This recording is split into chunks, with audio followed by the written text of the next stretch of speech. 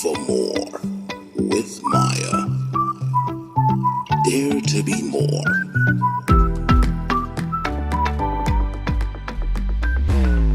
Hello and welcome to the Made for More show. My name is Maya and I am your host. My goal is to help you clarify your vision for life, understand why you're on earth, help you develop those areas of giftings, abilities and talents, and help you deploy them to make an impact on planet Earth. You were sent here for a reason. You're not an accident. There is a purpose for your existence. Each week, I'm going to take you on a journey, an inspiring journey, a motivational journey, a journey that helps you see through the lives of others who are walking this path. Men and women from different walks of life, races, ethnicity, who have embraced the call to be more, who are stepping into life courageously and living their dreams. And that is my dream for you. You are made for more.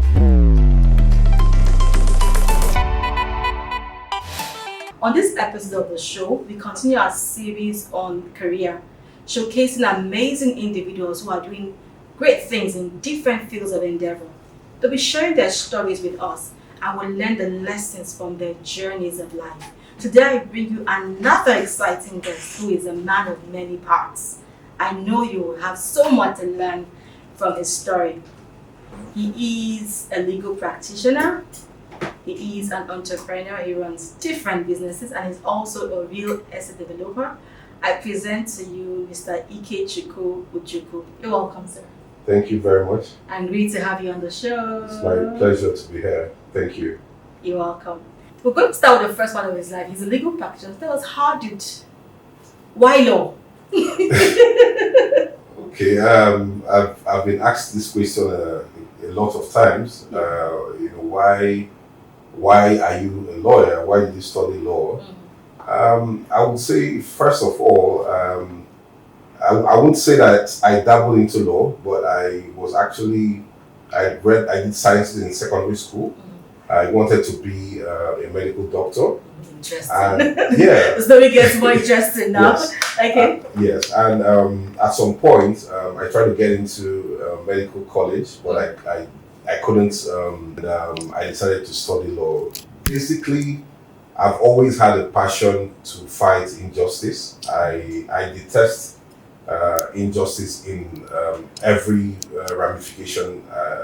So I saw myself, that studying law would give me a platform and a good opportunity to protect, the less privileged in the society, and also to uphold justice to the best of my ability. Yes, so that's basically why I studied law. Okay, so 5 years in university, law school, called to Barr. After law school, what did you do? Talk about your career journey now. Okay, so after law school, I went for the mandatory 1-year youth service. And after my youth service, that was in 2007. The norm, then was for most people to get into the banking industry. So I actually wanted to work in a bank. So I went for a job interview with Diamond Bank, then in Owerri. But I passed the job interview, but they told me that I have to stay back in Owerri and work, in Owerri for a while. But I didn't want to stay in Owerri. I wanted to work in Abuja, which is where I actually live. So that was how I, left the banking, the bank job basically, and came back to Abuja, got a job in a law firm, and that was how I started my law career. Okay. And so for how long did you actually practice law?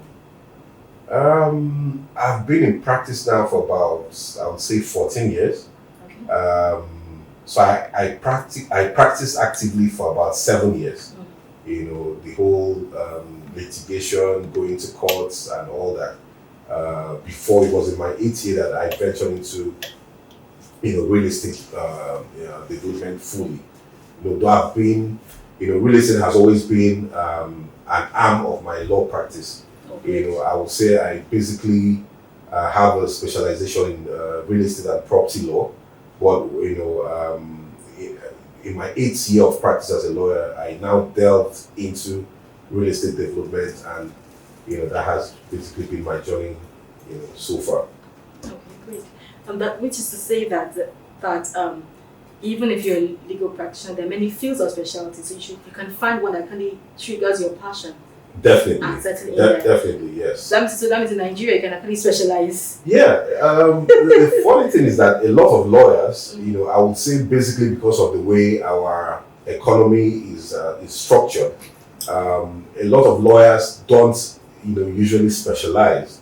So the normal practice is for most lawyers to basically do litigation, corporate practice, and every other thing, all together at the same time. Yeah. But there are still some lawyers that have actually been able to specialize in one aspect of the law, and they've, made a mark in that aspect. So I would consider myself, I call myself a development lawyer. That's another niche. Yes, yeah. Okay, great. A development lawyer in the sense that I've, come to that, realization that property law is actually where it's something that I enjoy doing, and is an area where basically I've been able to carve a niche for myself. In fact, a lot of other lawyers consult me when it has to do with real estate and property law because of the experience that I've been able to gather over the years. Okay. So how did you find yourself into property? How did this, were there things in your childhood or anything that pointed into that this could be an area I might do well in? Okay, yeah. So I grew up in Onitsha with my grandparents. My grandfather was a businessman, and he had lots of properties. Yes, he was into building and renting houses. Onitsha is an ancient city in Anambra State that usually have a lot of these tall high-rise buildings. So he had a lot of those kind of buildings where he had tenants and all that. So that at a young age that triggered my interest. In property and real estate business. Then of course my father too also had a construction company in Asaba, and so I would say that it's been basically like a family business. So coming from that background, I've always seen myself being involved in real estate business and property business from a very young age. So I would say that I probably picked the passion from my grandfather and from my father. So going into real estate business for me was something that I didn't have to put in so much effort into learning, or I don't have any degree in engineering or anything. So I would say it's those experiences that I got growing up as a child that has helped me to do what I'm doing presently. Yeah. Fantastic. So you own a company, a real estate company called Jayze Homes. What do you do at Jayze Homes? Okay, so Jayze Homes is a real estate and property development company in Abuja. We established Jayze Homes Limited in 2015, and over the years we've been able to build and deliver over 100 units of houses across different locations in Abuja. So Jayze Homes Limited is a real estate company that employs over 500 staff. That's huge. And yes, presently we have ongoing projects in Gwarimpa, Guzape, Life Camp, and we are trying to become the foremost real estate company in Abuja and also Nigeria. So basically, it's a company that I'm very passionate about. I'm the MD, CEO of Jayze Homes Limited. And over the years, basically, we've tried to make a difference in how we do our business by the quality of houses that we deliver to our subscribers, and also by making sure that our subscribers and investors get value, good value for their investments in our company. So I would say that we stand out from a lot of other companies that are also into the same line of business with us. Okay. The fact that you're a lawyer, has it played any role or helped your business evolve, metamorphose, or has there been any link? Or are they separate entities? Are they like this is legal you, this is real estate you? Has it helped your business in any way? Yes, I would say certainly yes. Okay. If you meet any lawyer, you would know that there is something very distinguishing about lawyers. Lawyers are very meticulous. We try to do things in a perfect manner. Basically, I would say because of the training that we get, in university and also in law school. So, in doing my real estate business, I've tried to apply those principles, in my business, and it has helped me a lot. I don't just, my people, my team, they will tell you that whenever I'm involved in making decisions or everything that has to do with the company, I try to make sure that things are done in a perfect manner, even if it means for us to do it over and over again, but just to make sure that we get it done in a perfect way. So that's basically one of the things I try to do. So being a lawyer, even I would say even in the area of management, it has helped me a lot, in managing my team, the staff, and making sure that things are done properly. And also my relationship with clients, with people that buy houses from us. My background as a lawyer has helped me a lot in making sure that we have a good interface and a good relationship with our subscribers and our clients. Yeah, so I would say that being a lawyer has made a great impact in my real estate business. So I want to know, how did you start your real estate firm? So we want to pick out the early beginnings from active law practice. Your law firm is still functional. Yeah. So how did you start out your own company? This is Abuja. Yeah. How did you break even? How did you tell us about the little beginnings? For someone who's listening, probably wants to get into that field. Yeah. They're wondering, where do I even start from? How did you start? Okay. So I've always had a passion for real estate business, for property law. So even as a lawyer, when I was actively involved in law practice, I've always helped a lot of clients to buy and sell, their properties. Okay. And of course, as a lawyer, you definitely get your, your legal fees from, those clients. So I was doing that on a large scale, and people knew that I was a lawyer that was, knowledgeable in, real estate practice. So even other lawyers, would call me, consult me for real estate businesses and all that.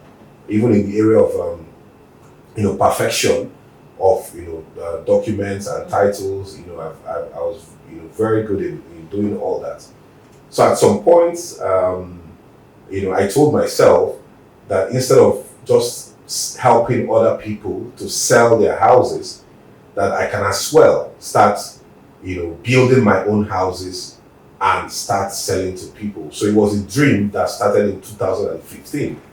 And in 2017, I registered the company called Jayze Homes Limited. And we started our first project in Gwarinpa in 2017, March 2017. And it wasn't easy, the early stage wasn't easy at all. I remember the first project we did was 8 units of terrace houses in Gwarinpa, and I started with savings of I think about 20 million naira then, and it was we got to a point where we exhausted most of the funds that was available. We were looking for off-takers, looking for subscribers. Clients, suppliers would give us materials, building materials on credit. It came with a lot of pressure, navigating all this. But I'm someone that whatever I start, I try to see to the end. I don't like doing things halfway or not completing whatever I start. So, with that zeal and determination, we were able to complete and hand over the first project that we did in Guarimpa, and subsequently, I would say, the confidence came, and of course, God has always been, a major part of, my success story. So we kept on doing it, and over the years, we've been able to do quite a lot by God's grace. There would always be little beginnings, so start from somewhere. We're talking about the beginnings of Jayze Homes. We'll take a quick break now, and then we'll return shortly. Don't go anywhere. Made for more with Maya. Welcome back. We're here talking with Barrister Ikechukwu Ojukwu on his journey into real estate. We'd like to know, what would you say have been some of your highest and lowest moments of the journey? Have you had any low moments? And then some seasons that gave you sleepless nights? And then some peak periods in your journey? Okay, I'll probably start with the low moments. Like I said earlier, the early stage of the business wasn't very easy. Basically, we had a lot of challenges. I would say financial challenges. Because the real estate business, especially property development, is a business that is highly capital intensive. So, what that means is that you require a lot of funds to be able to build. So at that initial stage, the funds were not really available. So we had people, suppliers, that some of our suppliers who didn't have a good relationship with us. So they will supply us materials and expect their payments at a particular day. And when those payments weren't forthcoming, it was not easy. Some of them would threaten us, make calls, and basically just say a lot of bad things, basically just because they needed to get their money back. But over the years, we've been able to surmount those problems, and we've been able to build that confidence, and it made things a lot easier. And also, we also had some initial subscribers, people who bought into our houses at that initial stage, and we were not able to deliver the project as at when due.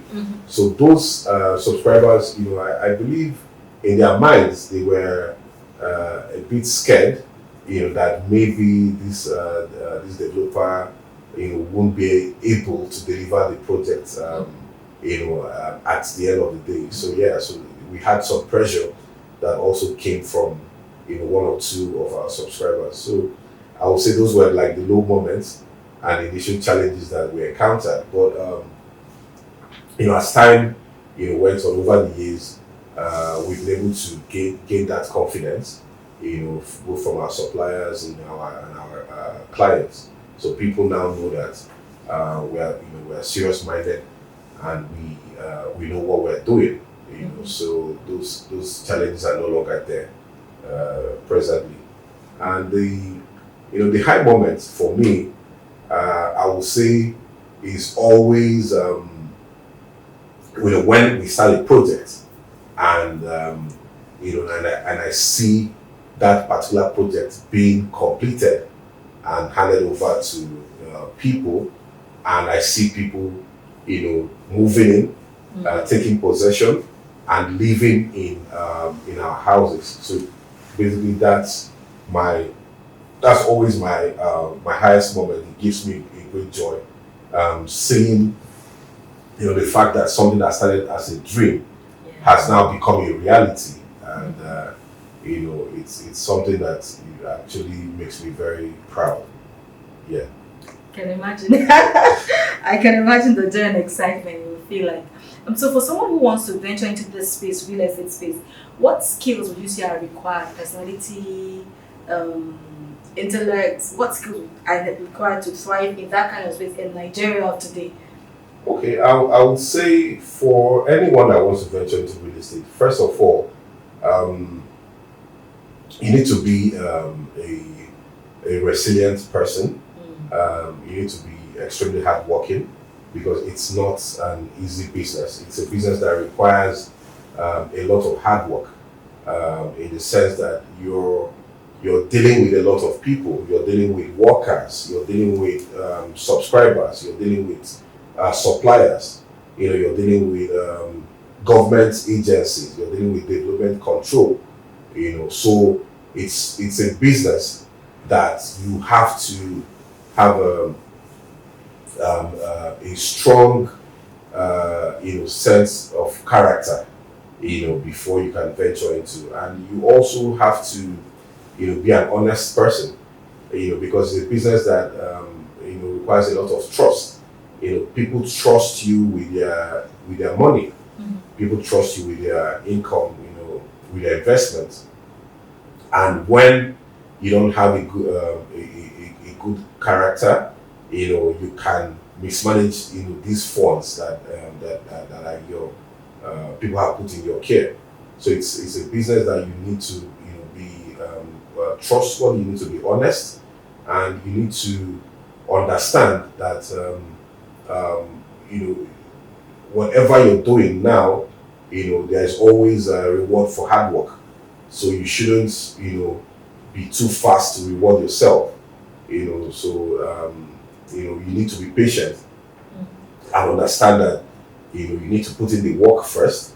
Then definitely the rewards will definitely come. Yeah. I'd like to ask. I'm just a bit curious. I'm looking at Nigeria from January till now, and price of things have almost like doubled or tripled. I'm sure you have current projects going on. So how have you been able to manage the prices of your property? Let's say you began a project last year, and you had fixed at a certain price. So how have you been able to manage the price of the increase in the price of materials? I mean, vis-a-vis the original quotations and all of that. Well, I would say it's been a very big challenge. We've seen the dollar rate escalating, almost on a daily and weekly basis. So the impact is that as the dollar rate is going up, the prices of building materials are also going up. So basically, we've had challenges because most of the projections that we made on how much on our building costs, they are no longer realistic. So we've had to go back to the drawing board to adjust our prices too, and also make our clients understand that what is happening is not peculiar to us, but it's general. It's a general problem that we have in the Nigerian economy right now. So, but I would say we're just trying our best. We're doing our best to make sure that we stay in business and and that we survive all these challenges. What made you want to aspire to build a niche for yourself, create your own group of companies and stand and do your own thing? What was it that, you could easily have just said, there's probably great inheritance. I'm balling. Why stress myself? So what was it that made you decide to carve your niche and craft your own path? I would say from a very young age, I've always had an independent mind. I've always been someone that I'll tell myself that this is what I'm going to do, and no matter what anybody says, I will stick to my conviction. For instance, I told myself that I was going to drive my father's car. That the first car I'm going to drive, will be my car. The car I'm going to buy with my money. Nice. And I never drove any of his cars until I bought my own car. So I've always had an independent mind, and it has helped me a lot, in my life. And that's the same thing I am also trying to teach my kids, that you need to know what you want in life and go for it. Don't allow anybody to push you around.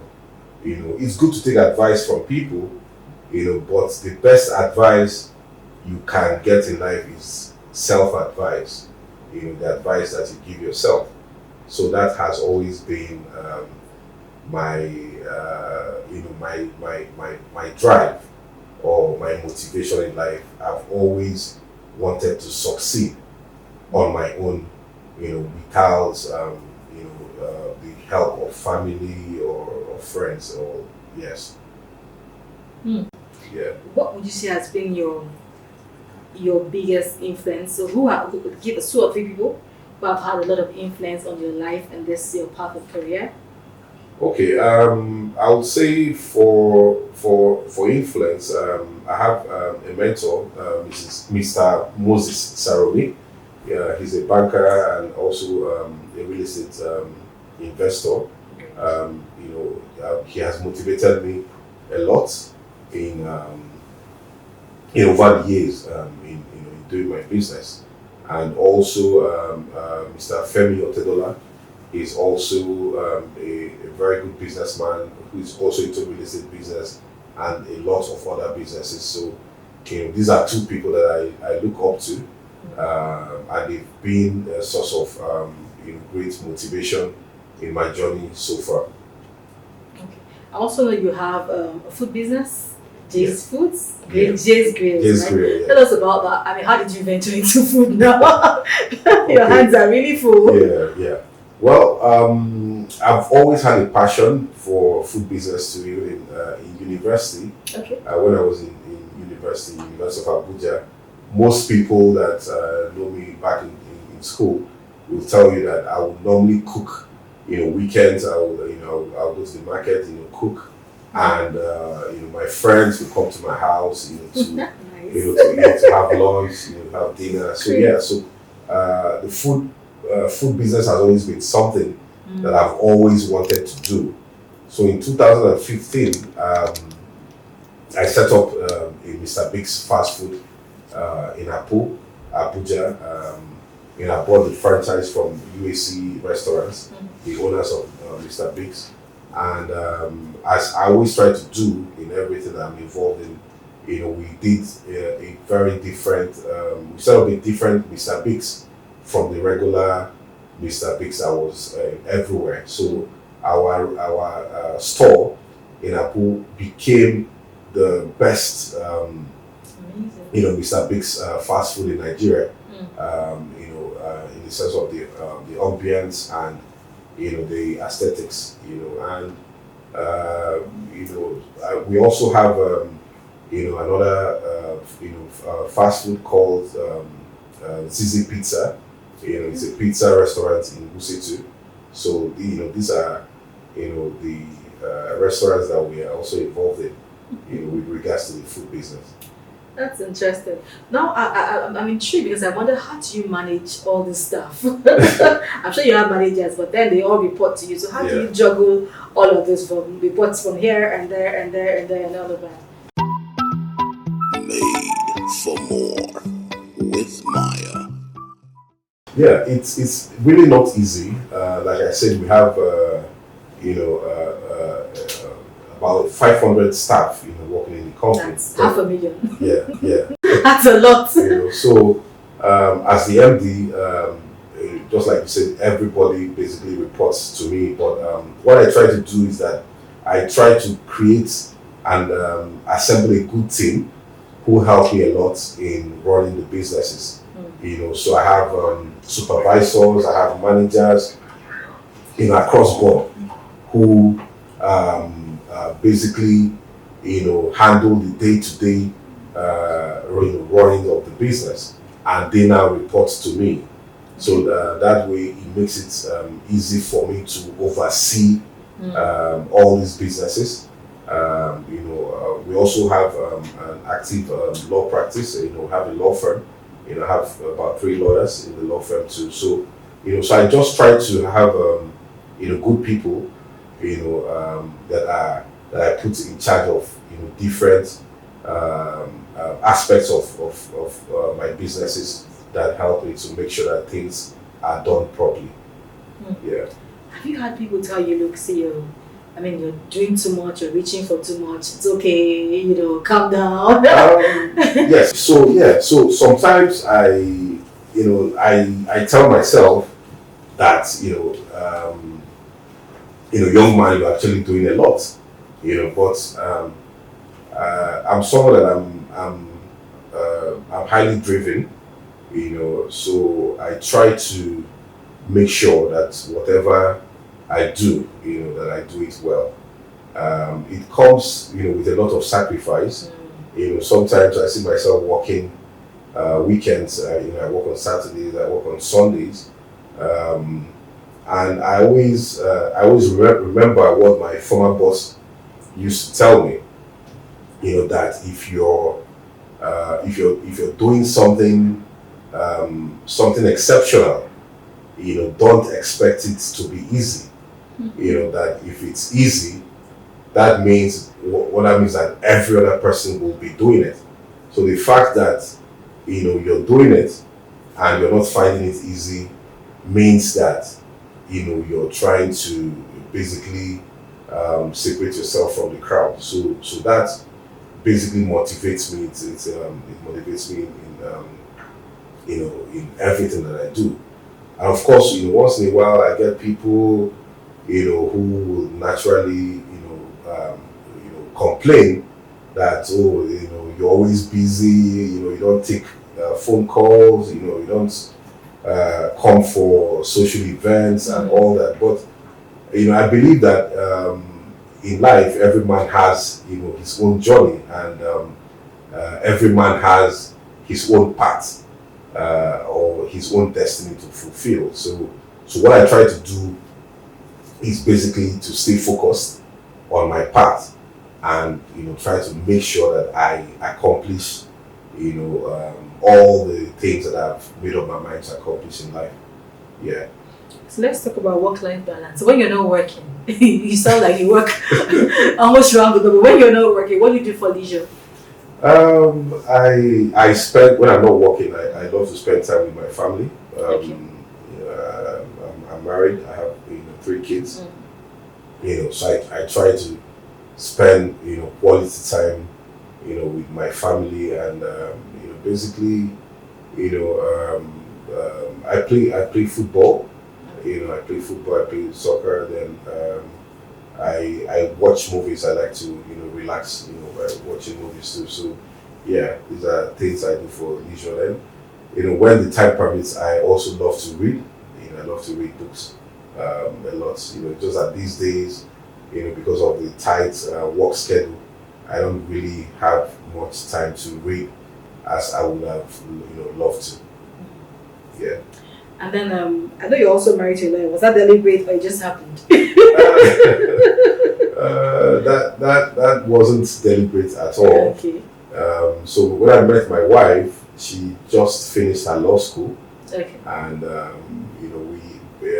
funny enough, we met in a business transaction where she was a lawyer, representing a client, and I was a lawyer, also representing another client. So you guys left your boss's business and began to string along.